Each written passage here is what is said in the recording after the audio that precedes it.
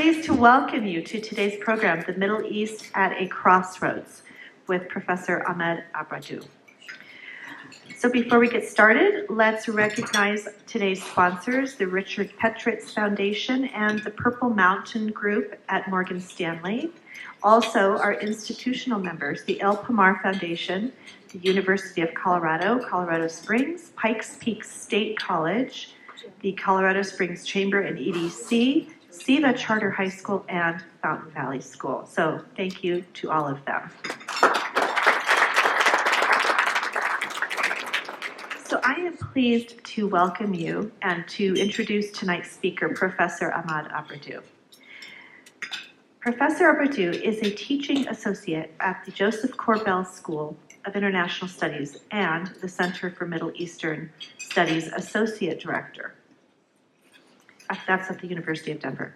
He specializes in comparative politics, Middle Eastern studies, and civil-military relations, focusing on political Islam, democratization, and civilian oversight strategies in the Middle East.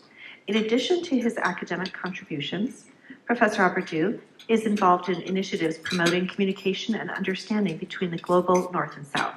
He leverages his position to build international connections among NGOs, universities, and government institutions. Please help me to welcome Professor Abdrabou.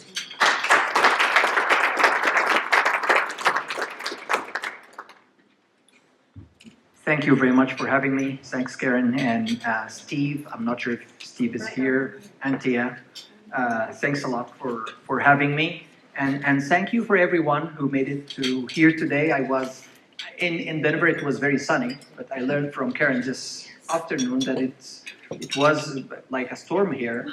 So I thought many people are not going to show up, but I'm really happy you're here. Let's start from, and I want to use a map. I guess it's much better for a better understanding of. I'm not sure why it doesn't show up. It's here.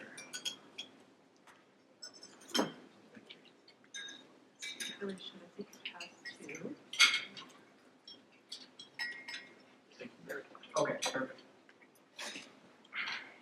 Maps are always good. And driving from Denver to here, I was just trying to rewind all the big events, all big shifts in the Middle East. And since 1916, 1917, in about 1 hour, I was not able to find a single decade without any big crossroads, without any big shifting events in the Middle East. Starting from Sykes-Picot, which was a British-French agreement to divide and draw borders among Middle Eastern countries, up until September 11th and even 2010, 2011 Arab Spring. So it's true that we Middle Eastern people are at a crossroads, but it's also true that, every 10, 11, 12 years, there is always something big. And I always think about the Middle East like a cursed guy with bad luck.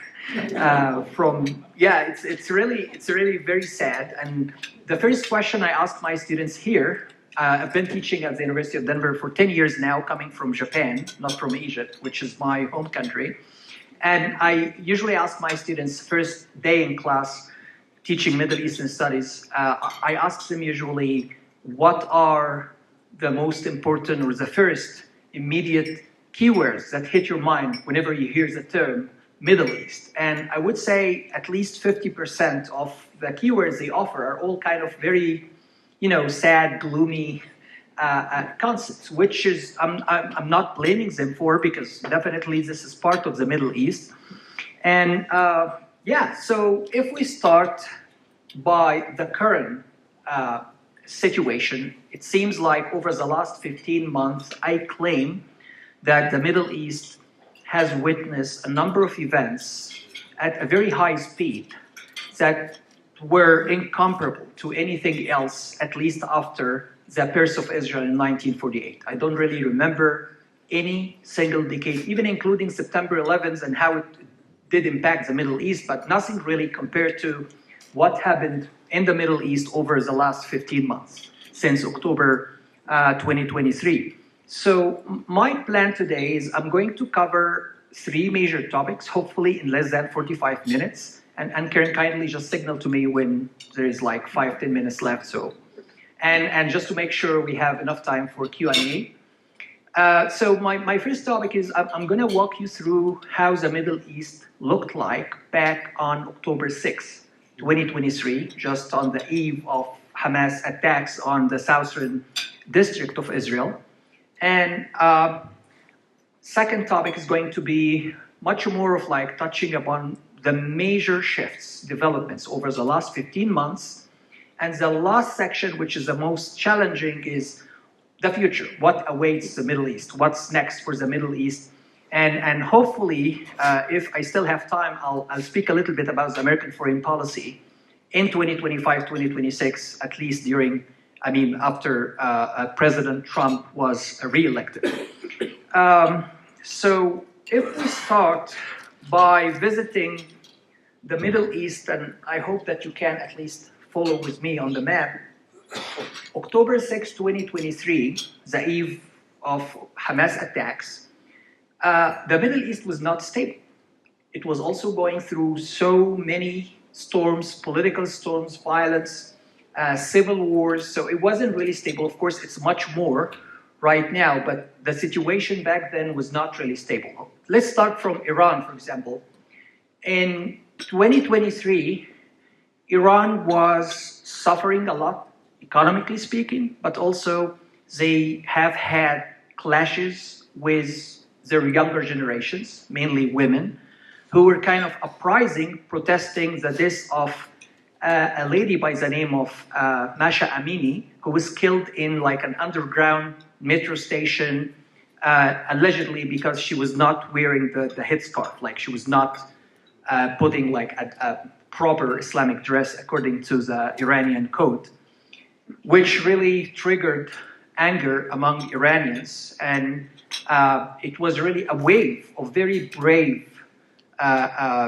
protests and demonstrations from activists in Iran, given the amount of how authoritarian they are and what they can do if there's anyone to challenge them. I guess the young ladies and young men in Iran did a great job back in 2022, 2023. But most importantly, there was an event that I guess it was overlooked somehow because, of course, like October 7 was big enough to cover everything else. September 6, 2023, Biden decided to unfreeze a total of $6 billion to the Iranian government in return of freeing 3 Iranian-American activists and businessmen who were kind of like arrested in Iran for different causes. And then President Biden decided that, okay, I'm going to unfreeze $6 billion and on one condition that this money should be directed only into humanitarian affairs like medicine and food. However, the counter argument was like, yes, of course, they can use the $6 billion only for medicine and food, but equivalently, you'll have another $6 million freed from the budget, from the national budget, to be spent on other things. And of course, when October 7 occurred, many people started to ask the question of like, if that money was reused to support Hamas, I really highly doubt that that was the truth, but at least the link was there. But a few days after October 7, the question was no longer there because, again, the tragedy was overshadowing every other events in the region. Also, Iran, only a few weeks before October 7, there have been reports that they decided to continue enriching the uranium, and which, again, no one can really for sure tell if that was the truth, but at least there have been always reports about Iran back to the nuclear facilities and back to trying to develop their technology, having a nuclear weapon. In Iraq, October 6, 2023, it was much more stable compared to before. However, it was still not fully recovered and still is not fully recovered from the ISIS time, with 3 million people in bad need of humanitarian support, and 1 million still displaced within the Iraqi borders. If we move to Israel, Prime Minister Netanyahu was going through a very tough and challenging time because he was trying to pass a bunch of reforms that would have enabled him or whoever in the prime ministership position to control the high court in Israel. And that led to waves and waves of protests that took place in Tel Aviv and Haifa and all the big cities. And only 48 hours before the attacks, there was a very big protest in Tel Aviv trying to pressure the prime minister to stop the reforms and to pressure the Knesset, the Israeli parliament, not to ratify the bill introduced by the prime minister. In Gaza and the West Bank, it was somehow stable. Gaza was having a good economic situation, relatively speaking, with around 1,500 workers in Gaza allowed to work in Israel and on a daily basis, so they go back and forth. Generally speaking, the situation was somehow stable, and there were no, at least back then, there were no indications that Hamas is about to start something as big and sophisticated as October 7 attacks. The West Bank was witnessing a real political void. The current Palestinian Authority was totally paralyzed. The leader of the Palestinian Authority, away from the corruption issues, but like he was also totally out of touch, like he was totally isolated, and you know, nobody really seemed to be in full control of the West Bank. And in Syria, Bashar al-Assad was, at least this is what he thought, that he's safe because of the Iranian support, because of Hezbollah support, but most importantly, because of the Russian military bases in Syria that kind of like give him a green light that everything is fine, nothing to really worry about. Lebanon had something that we don't really see in many countries, even authoritarian ones, which was the presidency. The position of the president was vacant for 2.5 years. And by the way, it was only last month when they were able finally to have a new president. And this is due to the fact that Hezbollah, the way the Lebanese system works is a little bit weird because they have what they call a confessional system, where the president should be coming from the Christian Maronite group, the prime minister from the Sunni group, and the speaker of the house from the Shia group. And so in order to have a president, even though he or she, so far he, should be coming from the Christian Maronite group, but he should be agreed by all other factions. And then the Hezbollah was always blocking whoever, you know, was nominated to this position. So Lebanon had a real political void, not to mention the so many financial crises that they have been and still are going through. Yemen was somehow more stable compared to, again, to the years before. However, it was not a real stable state since the Houthis were, which is like a Shia non-governmental militia, paramilitary group, was still in control of Yemen, still is in control of Yemen.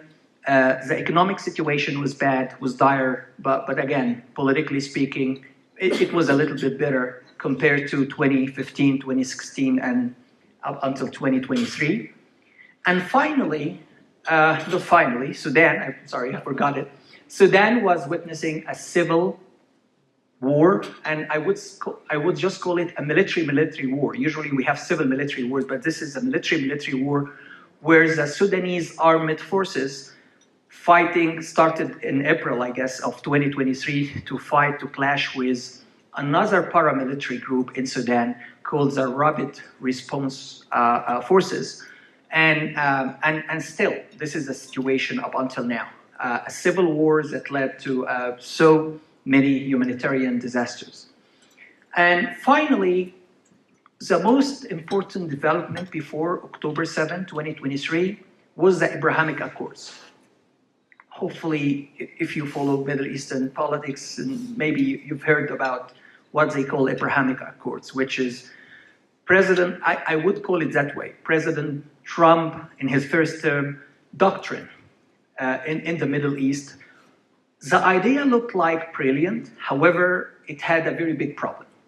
The idea was, let's move forward, let's forget about the history of wars between Arabs and Israelis, let's start to normalize relations between Israel and many Arab countries. So 4 Arab countries in 2020 were able to normalize relations with Israel. It's not just absence of war. Normalization means, you send ambassadors, you have Israeli ambassadors, you have free trade, economic relations, etc., tourism. United Arab Emirates, Bahrain, Sudan, and Morocco. And one last country was about to sign a deal with Israel, which was Saudi Arabia. And had Saudi Arabia signed, that would be a very big earthquake in the region, because Saudi Arabia, as you maybe know, has been always known to be a very conservative country that nobody really thought that Saudi Arabia one day can really go as close as having a peace agreement with Israel. And actually, finally, Israeli politicians were visiting Riyadh, the capital city of Saudi Arabia, openly. It was no longer the secret visits that, every now and then you hear rumors about, the Saudi king met this guy from Israel. The president of Israel visited Saudi Arabia a few months before October 7. And many people, including myself, thought that that was the final steps towards ratifying or signing a peace agreement between Saudi Arabia and Israel. Another event, maybe it was not as important, and I'm sorry for the so many events, but it's very important to understand. Saudi Arabia and Iran, 2 countries that have been always fighting each other. It was like a Cold War in the Middle East with the leading Shia country, Islamic Republic of Iran, which is run by religious people, a theocratic regime, fighting with Saudi Arabia. And Saudi Arabia was, at the time, introducing herself as a leader of the Sunni world. However, there was a mediation to finally end this kind of Cold War, and both countries normalized relations. And guess who mediated? Any guess? Who was the mediator? China.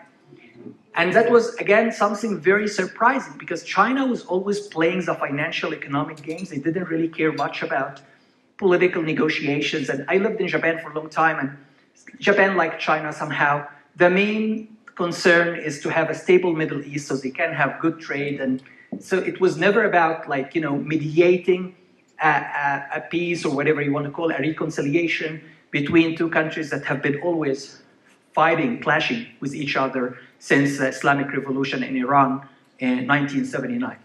So that was the Middle East as of October 6, 2023. What I'm going to tell you is my analysis. Maybe I'm wrong. My idea is many Palestinians, including Hamas, they were kind of sure that if Saudi Arabia to sign a peace agreement with Israel without having a state for them, that would be the end of, the Palestinian kind of question. In my point of view, that was one of the main triggers, one of the main motivations to attack Israel. Again, I don't really have any concrete evidence, but this is the way I think about it. Maybe at least one of the causes. When the attacks happened, it was as if we are back to square zero in terms of narratives. If you've lived in the Middle East and away from Middle Eastern politicians, Arab politicians, if you speak with the normal people during the 1970s, 1980s, and even in the 1990s, many people didn't really believe in peace. Many Arabs thought that, the peace is just a joke, and it's much more of like an American conspiracy to end or terminate the Palestinian question. And also in Israel, there were some people who also didn't trust this idea of peace. They were not happy, and as you maybe know, Prime Minister Isaac Rabin was assassinated in 1995, November 1995, just because, some radicals, fanatics didn't like the peace that he already signed, with the Palestinians. Anyways, when the attacks occurred, it was a very big earthquake in the region, another earthquake in the region, because not a single country, not just Israel, not Egypt, not Saudi Arabia, United Arab Emirates, expected that Hamas is as sophisticated as they appear to be on October 7 in terms of the ways they conducted the attacks, the maps they have. They seem to have much more deeper understanding of the Israeli community and the structure of the community, at least the southern district of Israel, and they seemed very precise, and they seemed like they were able to defeat the Israeli intelligence, which is known, at least in the region, to be one of the most intelligent, strong intelligence. So it was a real earthquake in the region. And I guess for Israel, that was the first time since 1973 to lose 1,200, more or less, because up until now we don't have exact, precise numbers, but around 1,200 civilians, plus, as of now, I guess around 500 military personnel. And also the fact that Hamas was able to take around 200, I guess that was the number mentioned back then, around 200 or 200, a little bit more than 200 hostages from Israel and bring them back to Gaza. That was something really, not many people really were able to imagine, because I remember whenever Hamas was able to have one Israeli hostage, usually military, they were able to play a very painful game for the Israelis, for the Israeli government, only with having one. And now they have more than 200. And the other problem is, I guess, Israel also didn't realize that underneath Gaza, there is like 2-3 cities. Like it's not just like tunnels where, let's say you cross from the Mexican border to the American border. It's much more than that. It's a real, to my understanding, it's a real complex. It's a real state within the state or under the state, which was again underestimated by the Israeli forces. But the main alarming question was, people in my own family, people in my own circles in Egypt, where I originally come from, started to go back to square zero. And square zero is, we will liberate Palestine from the river to the sea, which indirectly or directly mean no acceptance of Israel. That was actually the narrative during the 1950s and 1960s. And the main goal of Arab nationalist movement was like, we don't accept the state of Israel. This is an artificial state. This is a conspiracy puppet state brought by the West. So we are going to destroy it. So from the river to the sea means from the Jordanian River to the Mediterranean Sea, where you have Israel. And the same occurred in Israel. We started also to see some ministers, especially from the very far Orthodox right wing in Israeli government, that they don't really think that there should be any state for the Palestinians, and that actually, it's a biblical kind of commitment that the Palestinians should leave. This is the land of Jews. And when we're back to square zero, now you can imagine that you're building, at least you're shaping attitudes of younger generations, not just in Palestine, not just in Israel, but actually across the Middle East, who believe that there should be a zero-sum game. It's either us or them, as many used to say back in the 1950s and 1960s, that, it's either us or them. It's not a conflict, it's not a dispute over borders. It's an existential dispute. It's either you have Palestine from the river to the sea, or you have Israel from the river to the sea. Now, what are the most important developments brought by October 7 attacks? At least 4. Of course, you can still count more, but at least 4 major developments, changes, radical changes. Number 1, with a ceasefire, many questions raised about who won and who lost. And to be honest, it's not easy to decide who is the winner in this war and who's the loser. If I use what was announced by both parties earlier back in October 7, 2023, I would say both of them lost, not because I want to pretend as a, not a diplomacy statement, but this is the reality.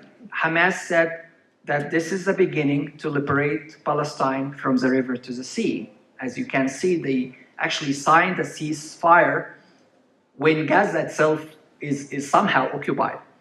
And Prime Minister Netanyahu claimed that the war is to destroy Hamas. Of course, he was able to destroy many capabilities, military capabilities of Hamas. I don't know exactly how much and how severe, and I guess nobody knows, but it seems so far that Hamas is there. One way or the other, if you look at all the TV pictures of how they handle the Israeli hostages back to the Red Cross, you still see so many Hamas fighters and soldiers over there, and they want to send this message that we are there. So this is the biggest shift. The zero-sum game narrative, back to square zero in terms of it's either Israel or Palestine. That narrative, by the way, was totally gone by the 1990s during President Bush 41, but also during President Clinton was signing the Oslo Agreement in 1993. And the second big shift was the rise of non-state militant violent actors in the region, Hamas, but also the Houthis in Yemen. The third biggest shift was the defeat of what is called in the Middle East the axis of resistance. The axis of resistance is a term, I don't know if it was coined by the United States, but it was coined sometime around the Second Palestinian Intifada, which is around 2000, 2001, right before September 11th, when the idea was that only pure nationalist countries are going to resist the peace with Israel, and they are going to defeat Israel, and that was led by Iran, the Islamic regime of Iran. And it had Iran as one major leader of this axis of resistance. And if you look at the map, you can see that Iran had many arms, proxies in the region, including Hezbollah in Lebanon, which is a big deal in Lebanon, including Hamas in the West Bank and Gaza, but mainly in Gaza, including the Houthis in Yemen, and Bashar al-Assad in Syria. These were all very close allies to Iran, and I claim they never fired a single bullet without being directed by the Iranian. This is the way I see it. Regardless how much Iran claimed that they want to liberate Palestine or they want to give justice to Palestine, the way I see it is it's mainly a geopolitical game, and all of these arms have been always played by Tehran, by the Islamic regime of Iran. So they were badly defeated, which again, nobody really imagined to happen over 15 months. Iran was defeated because in the heart of Tehran, the presidential facility or the presidential palace where the political leader of Hamas, I forgot his name, Haniyeh, was assassinated by Israel. And that was done right in Tehran. They were not able to protect him. The president of Iran mysteriously killed in a helicopter clash. Of course, it can be a real accident, nobody knows, but also there are so many questions about if it was really just a helicopter clash or was it much more of like a foul play. But most importantly, because when Tehran or Iran for the first time struck Tel Aviv, when Israel responded, Tehran actually promised and pledged to their own people that there will be even much more of like painful response, and they never responded. Hezbollah was literally decapitated with the assassination of Hassan Nasrallah, who's a spiritual but also political and military head.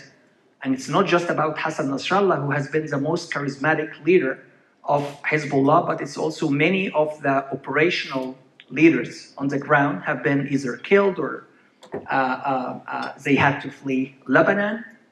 And surprisingly, only last month, Bashar al-Assad all of a sudden disappeared. And many people, and I guess nobody can really claim to expect Bashar al-Assad to be defeated in less than a week by what is called HTS, stands for an Arab word that can be translated as the Levant Liberation Movement or Agency. And it was very surprised. It wasn't really a big surprise to see that Hezbollah was not able to help Bashar al-Assad as they used to do. That's really expected because Hezbollah itself was destroyed. And it wasn't also expected to see Hamas or Lebanon or any other country doing, or Iran, even Iran, could help Bashar al-Assad in Syria. But the very big surprise, shock, was that Putin didn't really move. He did not help Bashar al-Assad. And we're not sure if that is because he, again, underestimated the rebels, or if that because he kind of got bored from Bashar al-Assad. Maybe he thought that Bashar al-Assad doesn't worth, defending him. Nobody knows, but for sure he didn't defend Bashar al-Assad. So all of a sudden, Iran is naked. They cannot claim that they can protect their own soil. They are no longer, at least at the moment, for now, they are no longer having their own proxies. All of their proxies have been somehow destroyed. Of course, that's not a final estimation or evaluation, because you can always see in the future such kind of groups coming back, like Hezbollah and like Hamas and of course the Houthis are still there. But for now, at least, it's a very big defeat for the Iranian government and for the Iranian Islamic revolution. The fourth and last, I don't want to say that this is an immediate outcome of October 7 attacks. That would be that's going to be exaggeration from my side. But somehow, President Trump was able to come back to power in the United States, and the very immediate result of him being in power was a ceasefire, which looked great because he was able to kind of pressure Netanyahu in a way that Biden did not or could not. And he was also able to pressure Hamas through Qatar, which has all the political leaders of Hamas live in Qatar. They have refuge in Qatar. And he was able to strike a deal. Now, the question becomes, and this is a big question in the Arab region right now, does that really mean that Trump can bring peace to the region? And this is going to be my final, I'm not sure how much time is left. This is going to be my final point. To what extent we can claim that all the major developments that we've been seeing since October 7, 2023 up until now can really bring stability and peace to the region. One big mistake, I guess, is to always think that a ceasefire means peace. No, in my point of view, yes, it's kind of a break, but it doesn't mean peace.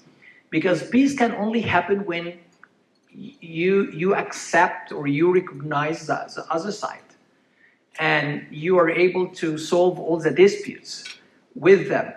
This is not the case in Hamas-Israel ceasefire. That is not the case. It's just a break. This is the way I see it. And that doesn't mean at all that Hamas is no longer looking to remove Israel from the map. And that doesn't mean that Israel accepts Hamas by any means, or at least that Israel accepts an independent state for the Palestinians. It just means that both sides are tired, pressured by President Trump, and then they had to take a break. This is the way I see it. The second problem, from my main point of view, is to what extent President Trump understands about the facts on the ground.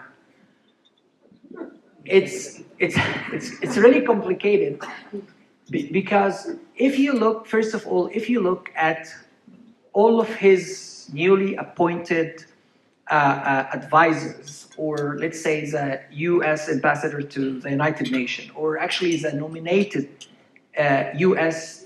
ambassador to Israel. Most of those people are not neutral. They are taking, at least this is the way to the best of my knowledge, they are taking only the Israeli side of the story, of the narrative, which is, I guess they don't really recognize the state of Palestine, even if they didn't say it. And they think that the only way to play the game safe in the Middle East is if we're able to offer an alternative land, an alternative home for the Palestinians. And actually, President Trump already said that 2 days ago when he said that he asked President Sisi of Egypt and King Abdullah of Jordan to accept hundreds of thousands of Palestinians. That he suggested that they should be relocated. I'm not sure exactly if his plan was to offer that as an option to the Palestinians or if he's going to force them, and if he is planning to force them, I'm not sure how. But anyways, this is what he said. And despite the fact that King Abdullah and President Sisi of Egypt are not just allies to the United States, but they are personal friends to Trump, both of them explicitly issued statements. Actually, Sisi of Egypt yesterday, he didn't just issue a statement like the King of Jordan, he actually came on a TV live delivering a speech for 15 minutes, and he made it clear that Egypt will never accept the relocation, or whatever the name is, of the Palestinians in Gaza. The second problem of the Palestinians from Gaza. The second problem is President Trump, even though he was not the one who decided that the US embassy should be relocated, moved from Tel Aviv to Jerusalem, but he is the one who did execute it. The decision was taken already by the Congress back in the 1980s, and every single president, American president, came to power was just, delaying the execution. But he didn't, and he moved the embassy from Tel Aviv to Jerusalem. For those who doesn't really understand that the Middle East and the Israeli-Palestinian question, by doing so, you are kind of neglecting or not respecting international law, which states that the status of Jerusalem should be left for either to divide the city into an eastern side, western side, eastern side to be given to a Palestinian state, the western side to be given to an Israeli state, or to internationalize, to have an international zone in Jerusalem where, let's say, UN peacekeeping operations would just take care of the city.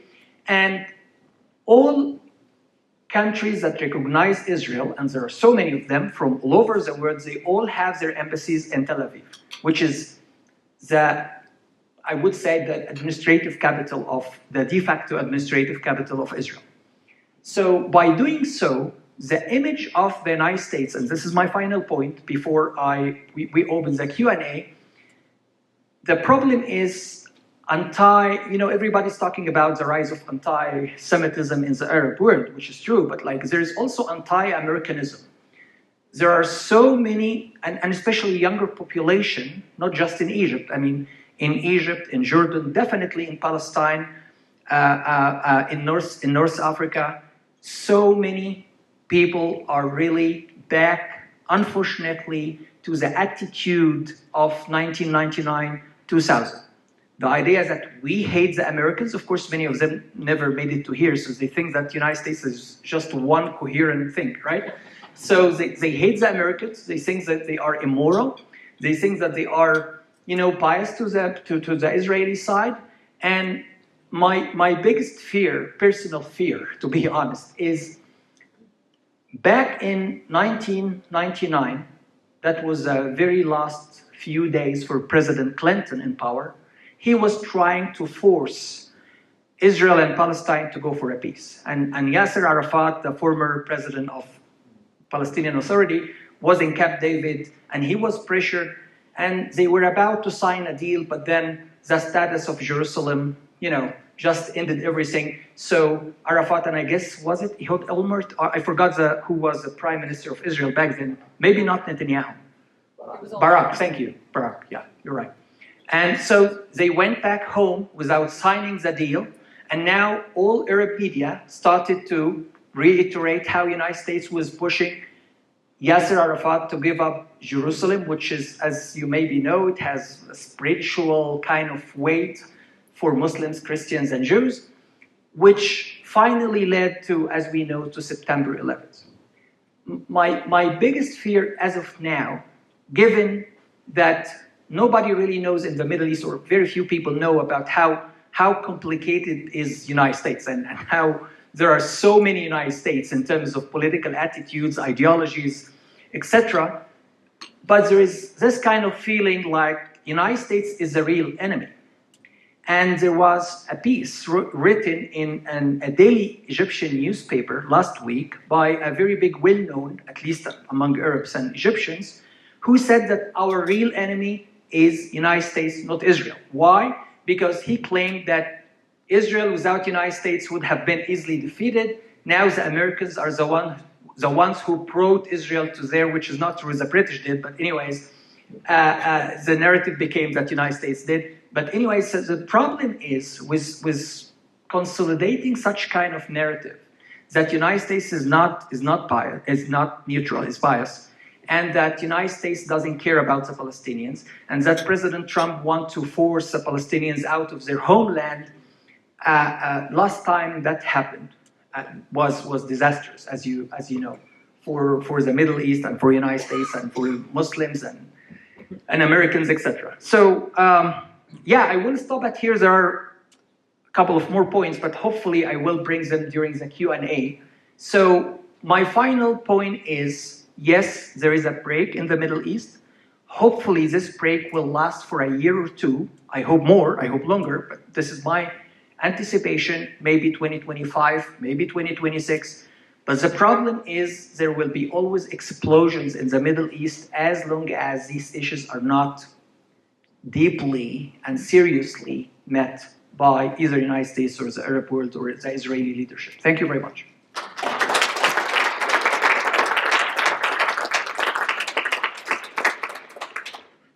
It's right behind you,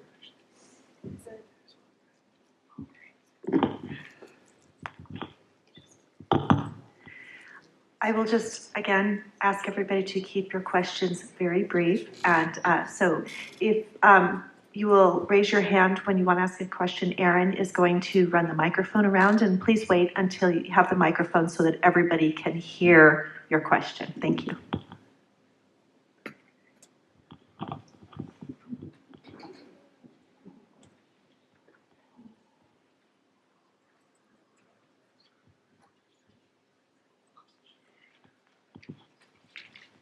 Thank you very much for a very provoking conversation with respect to the current events, with respect to Israel, Palestine, Syria, and Iran. Let me just turn the clock back, because I want your reflection, if I could, upon past events in the Middle East. I'll go a little bit broader for you. What do you think, if any, are the effects or continued effects of the Arab Spring? You know, the Arab Spring has a personal pain in my own experience because I was living in Japan and I decided to go back to my home country, Egypt, because I was naive enough to think that, you know, it's a matter of time and Egypt is going to be democratized. And it wasn't like so. I couldn't survive just 1 year, and then I left Egypt back to Japan, and then I came to here. I guess, unfortunately, even though I really supported the Arab Spring, and I really thought that this is an amazing opportunity for, at least for Arabs, to finally democratize, to finally have some sort of real institutions instead of relying on tribal, religious, sectarian kind of connections. But unfortunately, the outcome, the pragmatic outcome, is so bad. I was just talking about how Egypt became even much more authoritarian compared to 13, 14 years ago. This is not to praise, for example, Mubarak of Egypt or anything. I still think that he was, you know, a dictator, but this is just to state the fact that unfortunately the Middle East, at least the Arab side of the Middle East, was was badly suffering after the Arab Spring, simply because you were able to destroy the older regimes, but not able to build a new regime, which, again, as you know, any country is not built by activists only. Like, you should have activists, but also you should have politicians, you should have, and that was not the case in Egypt, was not the case in Syria, was not the case in Yemen, was not the case in Libya. And unfortunately, the only exception, which was Tunisia, that was able to amaze everyone by succeeding to have, for the first time ever, a peaceful transition of power. Unfortunately, in 2022, democracy backslided there. And as of now, you have a one-man show of a president who appoints himself to the Supreme Court. So Trump was trying not to remove the Supreme, he was just trying to somehow put some limitations on the Supreme Court.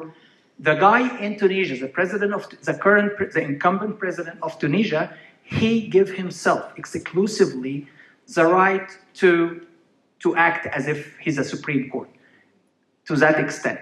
If your question is how that was reflected on the Arab-Israeli conflict, for many years, when the Arab Spring failed, Hamas, and maybe again, this is one of the events that is not very well understood, I claim, or covered. Hamas in 2017, for the first time ever, issued a manifesto or a covenant, let's call it that way, where they implicitly recognized Israel. That was the pressure, that was the outcome of the failure of the Arab Spring. Let's think about it. In the Arab Spring, let's assume that the Muslim Brotherhood were able to govern Egypt and maybe many other countries. Israel would have had much more of tough time, because most of those newly elected regimes didn't have really that understanding of the two-state solutions. Most of them didn't really accept Israel to exist, or the legitimacy of Israel, etc. Now, so in 2017, Hamas was pressured to issue a covenant, a manifesto, saying that they are ready to negotiate June 4, 1967 borders, which means that from 1948 to 1967 there was Israel, so they implicitly recognized Israel. However, due to the political vacuum after the failure of the Arab Spring, I guess that can be one of the motivations for Hamas to bring the attention of everyone that, no, the Palestinian issue is there, and we will play the Islamic way. And the Islamic narrative in that sense is not just to have a nation state for the Palestinians, but it is to, again, to remove Israel and maybe as a hope of unrealistic, in my point of view, plan to revive an Islamic caliphate system, like an Islamic empire. Even though that maybe me and you and many people here may agree that this is totally nonsense, but the reality is it does, and it did motivate so many people, not just in Palestine, but even in Egypt and in many other Arab countries. Thank you. Sure. Hi there. Hi. So I'm curious about Iran and the $6 billion, and I'm wondering if you have any sort of predictions if that has made any impact at all, if they've actually been able to use the money, and then with the sort of the falling apart of their pawns, what you see happening in Iran, and if there's any hope for any change there. Okay. So for the first question, I'm going to be very honest. I don't know.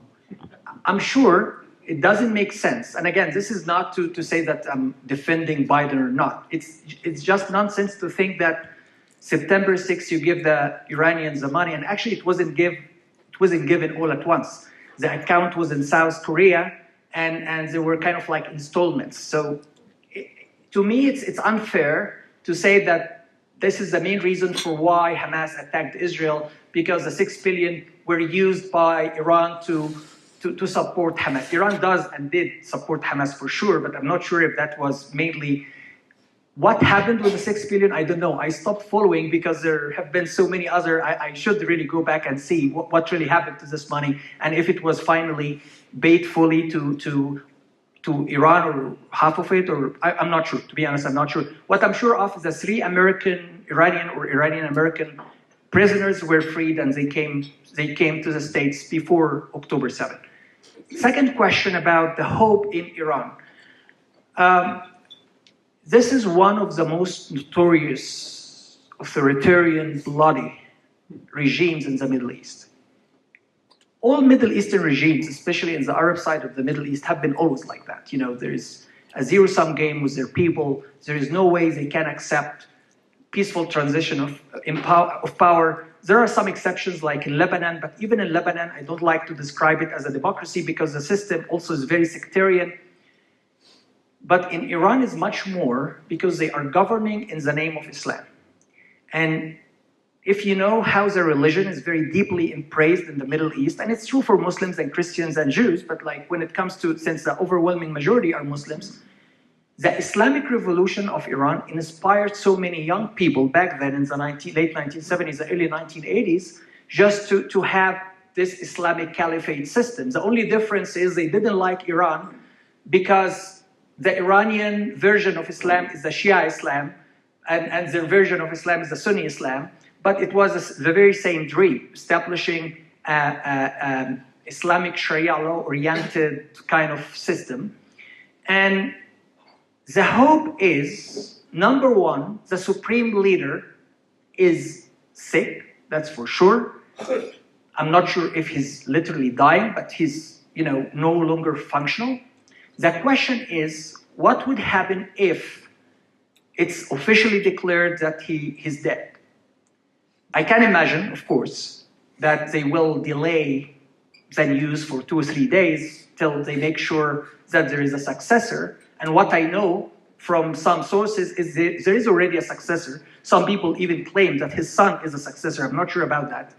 So that the hope is in this particular moment, when the Khamenei dies, the Iranians are able to revolt.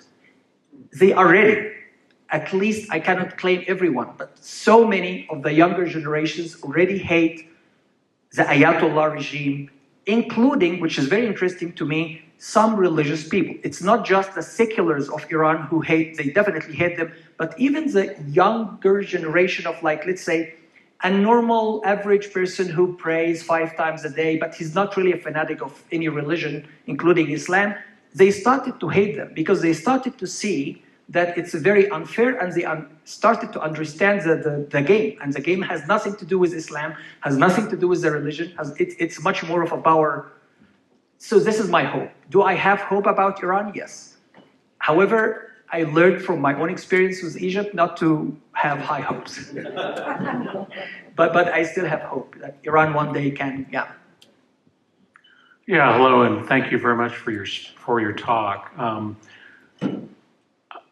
Going back to Syria, and going back to my colleague's discussion about the Arab Spring, at this point I'm thinking Syria's total collapse and civil war started in the Arab Spring, and then of course Assad couldn't stand that, and it turned into repression and everything we've seen since. But what are the odds that, in your opinion, that Syria might turn into a normal country? And hey, we live in hope, right? But, I would assert that one of the reasons for the failure of the Arab Spring was none of these countries really had a foundation to be a normal country. They didn't have a political culture, civil society, et cetera, et cetera, et cetera. And I'd be very concerned about what Syria is going to turn into. I think it will be anti-Iran, but I don't know what it's going to be in favor of. Thank you. Sure. I'm not sure if you know about the odds in the Mega Million lottery, where you have 1 out of, 40 million, 50 million. I guess these are the odds for Syria to become a real democratic country. I'm sorry to be very pessimistic, but I learned, not just because of Egypt, but there is no way for me, as someone who studied the history of this region and generally how politics is really complicated, to believe that a man who at one day was fighting, he was connected to Al-Qaeda, he was connected to ISIS, etc. And at one point he decided to isolate, to detach himself from them, not because he decided to be a civilian, he just decided to have his own Islamic empire.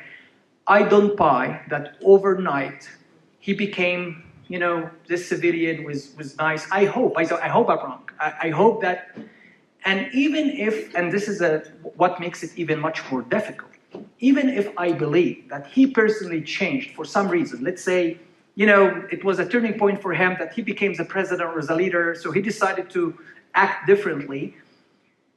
Even if that happens, he's not alone. He's an outcome of an establishment. And this establishment, in all experience we know from history, if the leader decides to go against the establishment, let's say by saying that we are not going to implement Islamic Sharia law, we are not going to claim an Islamic caliphate system, I guess 99% he's going to be killed by his own people. In my point of view, it's not that the civil society is weak. Civil society has developed a lot, not just in Syria and in Egypt, but the problem in most of these countries is the military is not civilized. Part of my research is to study civil-military relations, and when I look at the American military, for example, it goes without saying that, okay, I'm not sure about the coming days, but it goes without saying that there is this kind of like separation, like the military is under the command of the president. It's very clear. There is nothing like, okay, let's stage a coup, or okay, let's have a military intervention to correct the course of politics.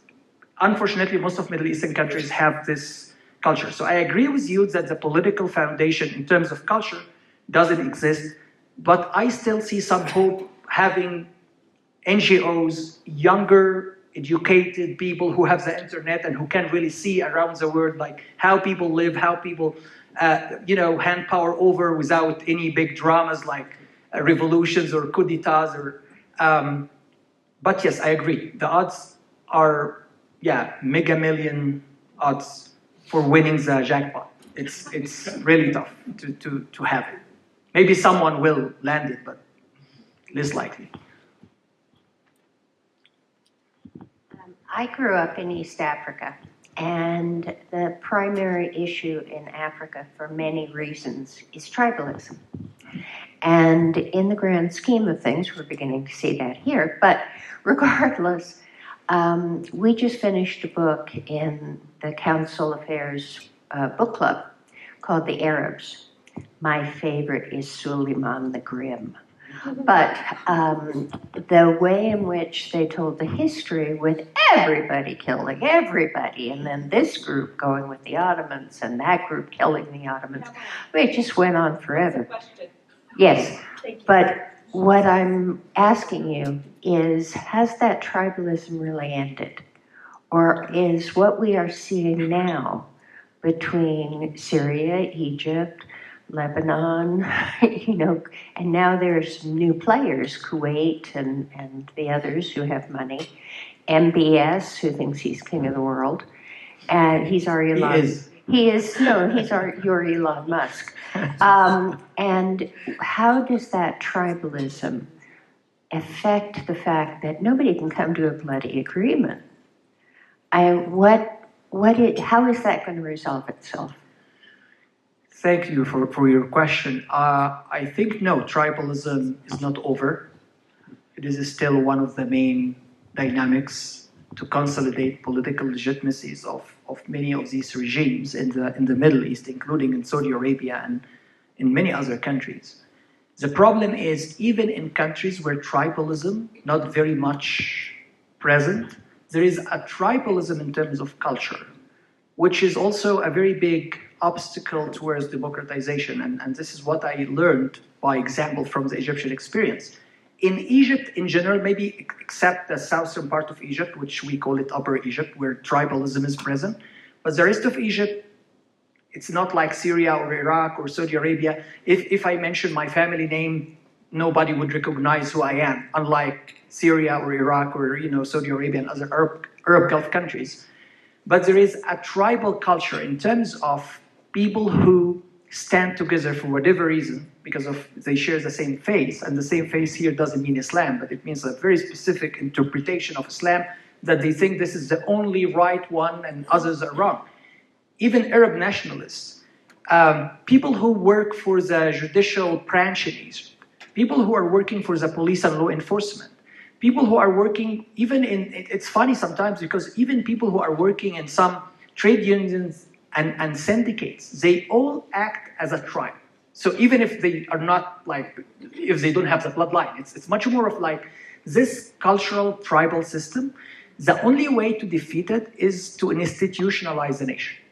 And institutionalization doesn't mean that you have institutions, because many of Middle Eastern countries have institutions. It means that you have the rule of law. Like you have to have some sort of a social contract, a political contract, where people agree that there should be one fair game to be played where we can, pass power over.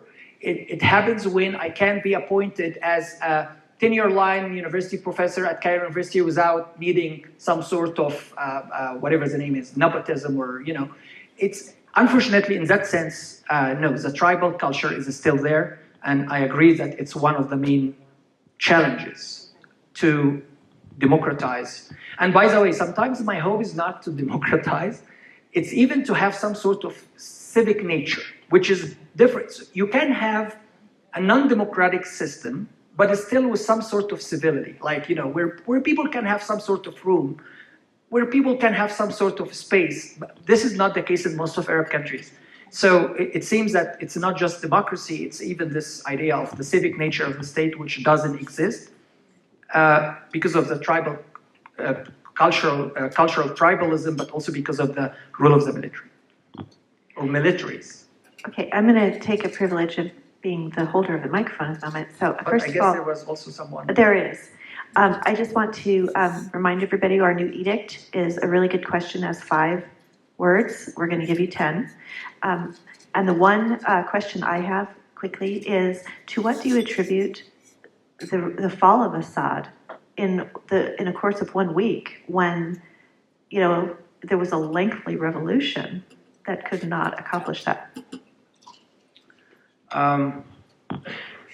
I am not sure. And I love when there are sometimes I just be honest. I don't know for sure. However, my suspicion is there is a very nice book called it's called Strong System, Weak State. Means that the political system is strong, dominant, but the state itself is weak in terms of there's no political legitimacy, in terms of corruption. And corruption is not just about stealing money from the public budget, for example, but it's sometimes about, if I'm an officer, I'm going always to please whoever my boss, because he wants to hear good things.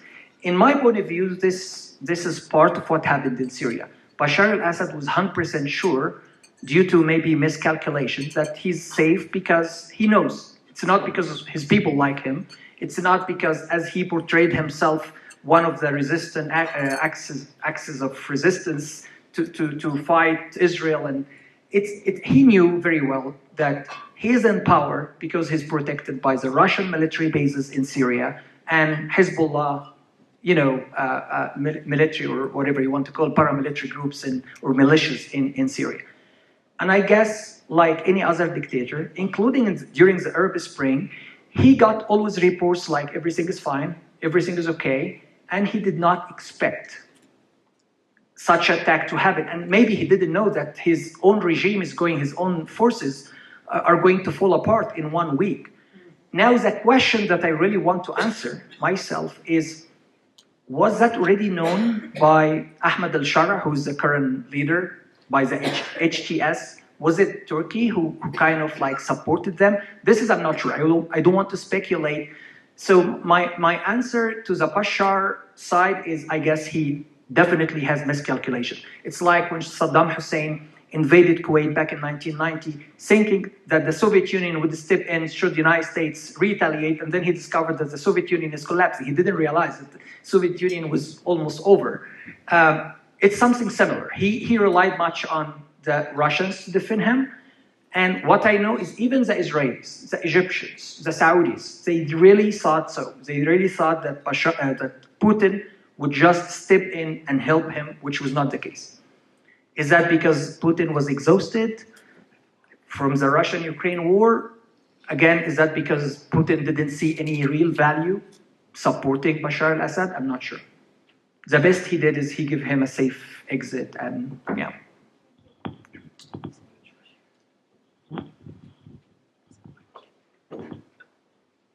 The last several administrations have had one consistent policy, and that is that it's unacceptable for Iran to have a nuclear weapon.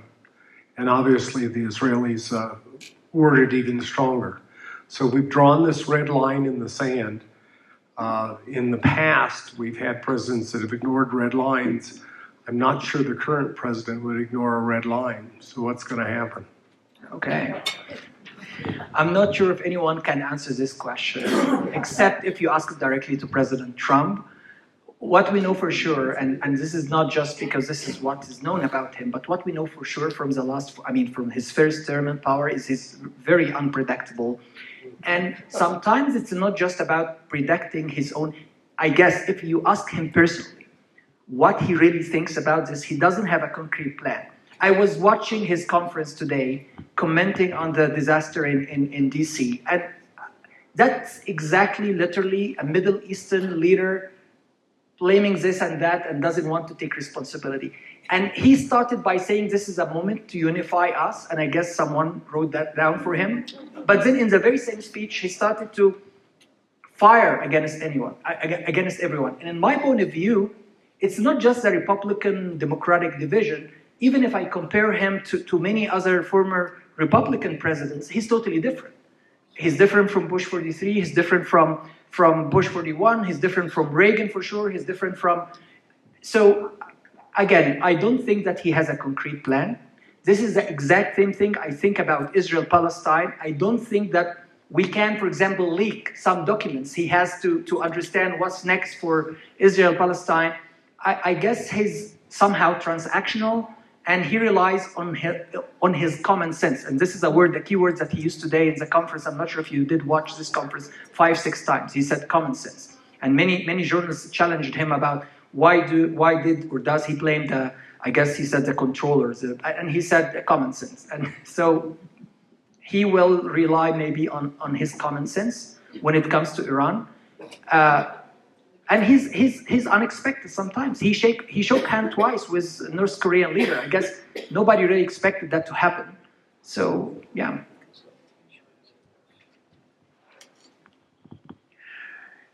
Thanks for coming tonight. My question has to do with this new idea that's being floated about Israel, West Bank, Gaza, a confederation approach to either, probably not solve the problem, but bridge the gap forward.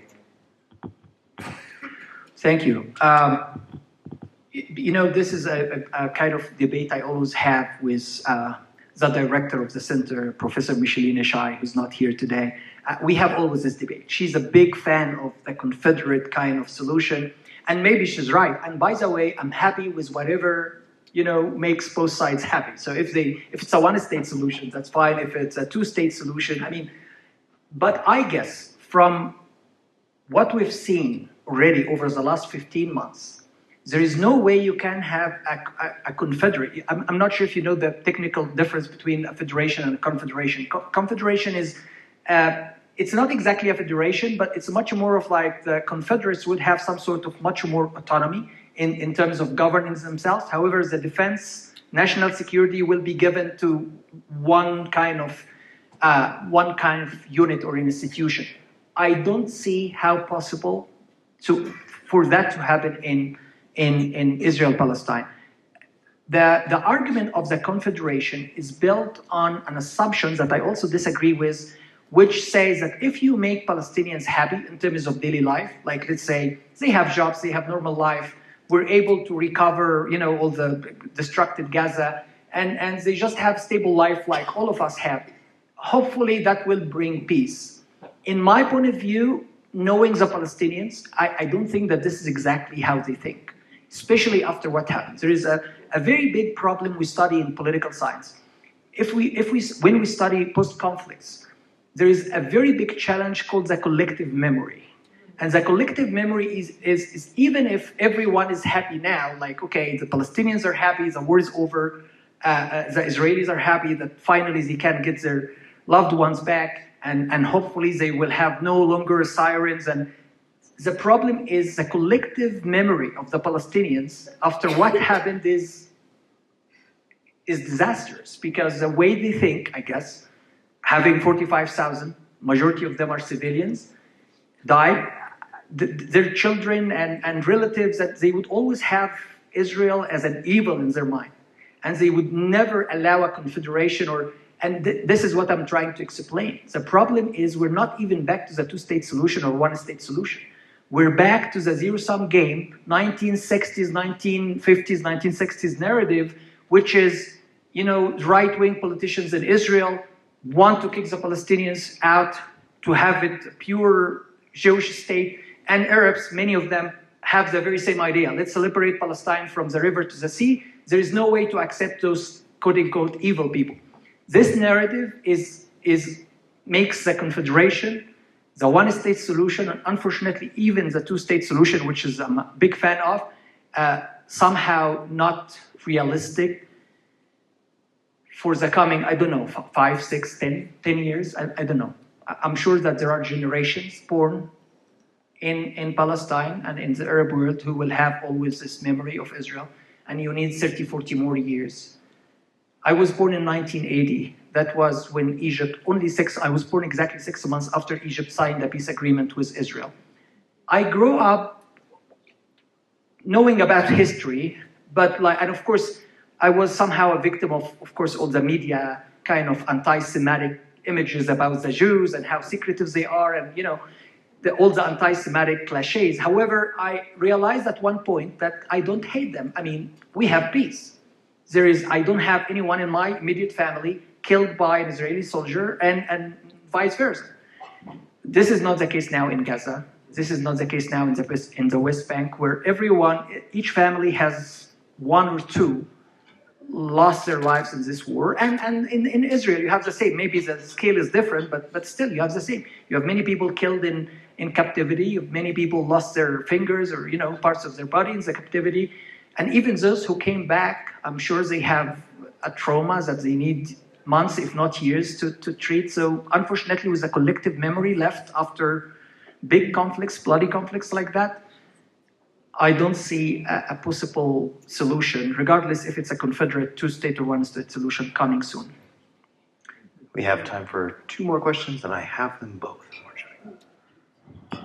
I keep having this debate with people. Okay. Basically, I maintain that the reason that the Israelis, the Gaza Strip's been destroyed. Okay. Hamas is largely gone. They chop the head off Hezbollah, it'll be gone forever. And the reason is that at the lower levels of Hezbollah, okay, they're going to move up. Well, the question I have is how many Mossad agents are in that? Okay, because you know as well as I do, they're there. Okay, in my mind, my argument is Israel did this to buy 10 to 20 years of security. And that's as far as it goes. Yes or no? Oh. Or maybe. Black or white. I have a Lebanese friend. I'm trying just to, escape from answering directly if it's yes or no. I have a Lebanese friend. She told me that, in the central command of Hezbollah, there are 12 people. 11 were killed, only 1 remained. And she said, for sure, this is a Mossad guy, because otherwise, how can we it justifies that he's the only one left alive. So, which is, who knows, maybe. However, when we study the non-state actors who have nothing to lose and who are really indoctrinated in I don't know how to express myself here. It's this totalitarian idea of religion. We are the only right followers chosen by God. Even if we die now, it doesn't matter because we're going to heaven directly. So when you have organizations like this, definitely you can decapitate them. Definitely you can destroy them, but I'm not sure if they are gone forever. First of all, the idea, the legacy remains, and I can assure you from what I know, the legacy of Hamas is already in the region, even if I agree with you that they have been badly destroyed. And when you have the idea moving, inspiring people, it will never be over. It's like having Al-Qaeda. Al-Qaeda was badly defeated. Then after Al-Qaeda, we had ISIS. And after ISIS, who knows? Maybe the HTS or, something new. So yes, maybe the organization, logistically speaking, in terms of military capabilities, were destroyed, but I don't think that they are gone forever. in terms of ideas, but also in terms of how many people are inspired by their legacy and want to recreate, reproduce something like them. If I may, I'd like to close the evening with a prayer. No. How many words? I'd help us. Yeah. Turkey has been absent in your discussions. And I know it's nominally sectarian, moving toward religious. Huge country, 1 foot in NATO and 1 foot in Syria and everywhere else. Where does that fit in your Middle Eastern scheme? Actually, you remember when I said I have No, I don't. a couple of points? Okay, so this is one of them. Two points I didn't mention. One is Turkey, of course. Back to the same analysis, the same layout of my presentation. So if we go back to October 6, 2023, Turkey was undergoing 3 major problems. Number one, they are back to square zero with the Kurdish minorities they have, and especially fighting with the PKK, which stands for the Kurdistan Worker Party. It's a political party, but it's designated by, I'm not sure about the United States, but definitely by Turkey as a terrorist organization, maybe by United States as well, maybe. Yeah, and also in the very same year, in March or April, we can easily Google it, of 2023, there were presidential elections in Turkey. And then Recep Tayyip Erdogan was re-elected, and with much of debate about what extent elections were free and fair. And the big question in Turkey became, is Recep Tayyip Erdogan is really trying to re-Islamize Turkey or not? This question has been always there, and I guess there are some sort of rationale why people ask this question. And my doubt, and I don't have any evidence, that part of the game played in Syria, where Bashar al-Assad was ousted, Ahmed al-Shara and the leader of the HTS, who became, as of today, the de facto or interim president of Syria, I think that he is supported by Turkey. And I think Turkey will never drop the idea of leading their old followers, means the Ottoman Empire, where they were at one point the Ottoman empires. They have been always dreaming of leading not just the Arab world, the Islamic world in general. And I guess Recep Tayyip Erdogan is one of those who believe that he can be the coming caliphate, coming caliph, which means the coming Islamic emperor. I really believe so, and I have enough reason why I have this kind of belief. In Turkey, the Ottoman Empire collapsed exactly 100 years ago. Not exactly, okay, March 1924. That was the official termination of the Ottoman Empire. And there have been always claims that he is trying to reinstate an Islamic system. And by the way, he did a lot of that, including changing the constitution, move the country from being a parliamentary system into becoming a presidential system, and removing the limits. I guess as of now, he can run as long as 2034. And if he's alive by 2034, I'm sure that he will try to push it even further. So Turkey is an active player in this, even though they have now very cold, if I may call it that way, relations with Israel. But I'm sure they are trying to come back to the Middle East. And I'm saying come back because they have been very heavily present during the Arab Spring, supporting the Muslim Brotherhood, and they were kicked after the Muslim Brothers were defeated in the Arab Spring.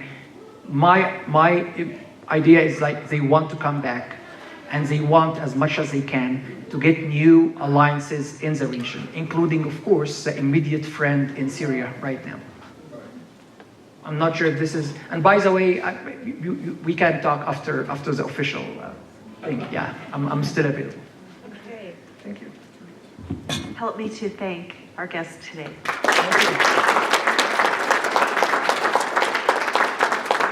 have a small gift for you. I hope that you can use it. Sure. It's our globe, which many of you have seen before, but with Okay. our logo. So Thank you very much. thank Appreciate you it. so much. Thanks. Thank you.